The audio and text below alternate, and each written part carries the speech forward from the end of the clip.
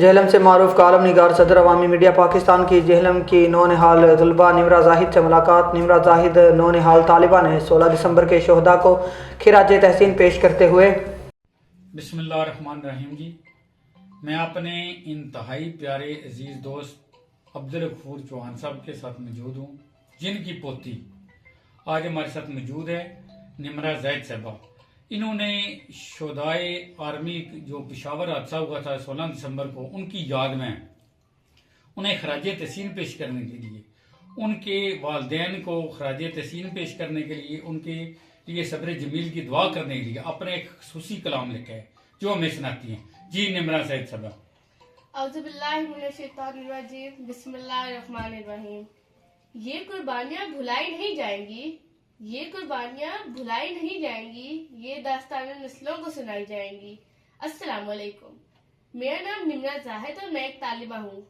16 دسمبر محض ایک تاریخ نہیں بلکہ پاکستان کی تاریخ کا ایسا زخم ہے جو کبھی بھرا نہیں جا سکتا۔ آج ہی کے دن 2014 میں پشاور کے ایک اسکول APS میں ایک دردناک واقعہ پیش آیا جس نے پوری قوم کو ہلا کر رکھ دیا۔ اس دن معصوم بچے اپنے ہاتھوں میں کتابیں اور آنکھوں میں خواب لیے اسکول آئے تھے۔ انہیں کیا پتا تھا کہ یہ ان کی زندگی کا آخری دن ہوگا۔ اس واقعے سے ہمیں یہ سبق ملتا ہے کہ دہشت گردوں کا کوئی دل نہیں ہوتا اور نہ ہی ان میں انسانیت ہوتی ہے۔ یہ ننھے شہداء بس سوال بن کر رہ گئے، یہ ننھے شہداء بس سوال بن کر رہ گئے، کیا قصور تھا ان کا؟ بس پڑھنا۔